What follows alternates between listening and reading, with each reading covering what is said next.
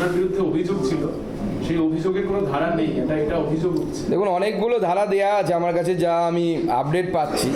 তার মধ্যে আমি দেখতে পাচ্ছি বেশিরভাগটাই বেলেবেল। আমি যদি খুব ভুল না করি 147 বেলেবেল, 148 বেলেবেল, 149 জেনারেলি বেলেবেলও হয়, নন বেলেবেলও হয় according to the nature of crime, 341 bailable, 186 bailable, 353 non bailable, 323 bailable. বেশিরভাগই বেলেবেল। আর নন বেলেবেল যে সেকশনগুলো দিয়েছে আরও অনেকগুলো আছে, বেশিরভাগই বেলেবেল আমি দেখতে পাচ্ছি। নন বেলেবেল যেগুলো দেওয়া আছে সেগুলো ডিপেন্ড করে কী টাইপের ক্রাইম তার উপরে। তো পুলিশ যখন বন্ধু, তাহলে আর বেলেবেল আর নন বেলেবেলের চিন্তা কিসের? দেবদাস মণ্ডল, প্রদীপ মণ্ডল এরা খুন হয়েছিলেন এবং সেই খুনের অভিযোগ এর বিরুদ্ধে রুজু করা হয়েছিল, তারও কোনো উল্লেখ নেই এখানে। আপনাদের কর্মী ছিল না, সে তো গলা কেটে খুন করা হয়েছে, কয়েকজন বডির হদিশ পাওয়া যায়নি, এবং ওখান থেকে একজন গুলি করা হয়েছিল চোখের মধ্যে, এবং একজন পালিয়ে যেতে বাধ্য হয়েছিল সেখানে। তারা সে জানে সব কী হয়েছিল। তো জানি তো শেখ শাহজাহান খুন করেছিল এদেরকে, এবং এমন কোনো সেকশন দেয়া হবে না। তার থেকেও বড় কথা, ধরুন বিজেপির কর্মীরা মারা গেছে, মার্ডার হয়েছে, মহিলারা তো ওপেনলি ক্যামেরার সামনে বলেছে যে আমাদেরকে ডেকে নিয়ে যেত শেখ শাহজাহান, রেপ হয়েছে, ধর্ষণ হয়েছে। তো গর্হিত অপরাধ, হিনিয়াস ক্রাইমের মধ্যে পড়ে। সেই হিনিয়াস ক্রাইমের ক্ষেত্রেও তো উল্লেখ নেই এখানে, কোনো হিনিয়াস ক্রাইমের উল্লেখ তো আমি দেখতে পাচ্ছি না। সন্দেশখালী চলছে দুটো বিষয় নিয়ে, এক হচ্ছে ল্যান্ড গ্র্যাবিং, আর দ্বিতীয় যেটা আপনি বললেন যে নারীদের উপরে অত্যাচার।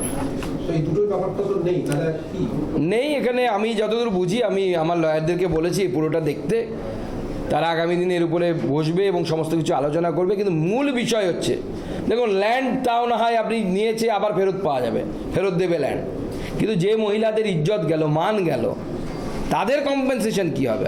তাদের কম্পেনসেশন তো টাকা দিয়ে হতে পারে না। শেখ শাহজাহান ফাঁসিতে ঝুললে তবে মাত্র হতে পারে।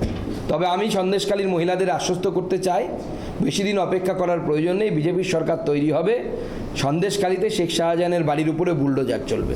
প্রধানমন্ত্রী আসছেন?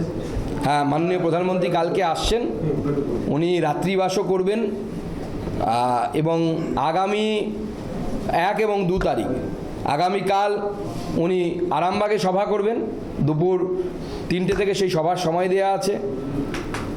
আর পরদিন সকালবেলা কৃষ্ণনগরে সভা আছে মাননীয় প্রধানমন্ত্রীর।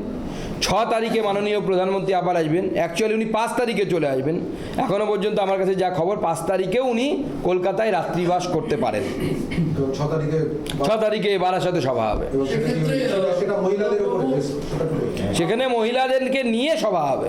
রাজনৈতিক দুটি কর্মসূচি তো রয়েছে প্রধানমন্ত্রীর এই সফরে, এছাড়া আপনারা কোনো বিশেষ রিপোর্ট, বিশেষ করে সন্দেশখালী নিয়ে বা রাজ্যের সামগ্রিক অবস্থান নিয়ে কোনো রিপোর্ট প্রধানমন্ত্রীর কাছে এই সফরে দেওয়ার কথা ভাবছেন? বিশেষ কোনো বৈঠক? দেখুন, মাননীয় প্রধানমন্ত্রী নরেন্দ্র মোদী এমন একজন ব্যক্তি যিনি বাংলা নয় গোটা ভারতবর্ষের মাটির সাথে পরিচিত। তাকে রিপোর্ট দেওয়ার প্রয়োজন পড়ে না।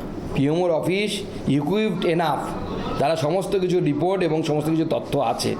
যদি প্রয়োজন হয় আমরা দিতে যাই, অবশ্যই আপনাদেরকে জানাবো। तो दो सवाल है नेशनल के लिए। एक है पश्चिम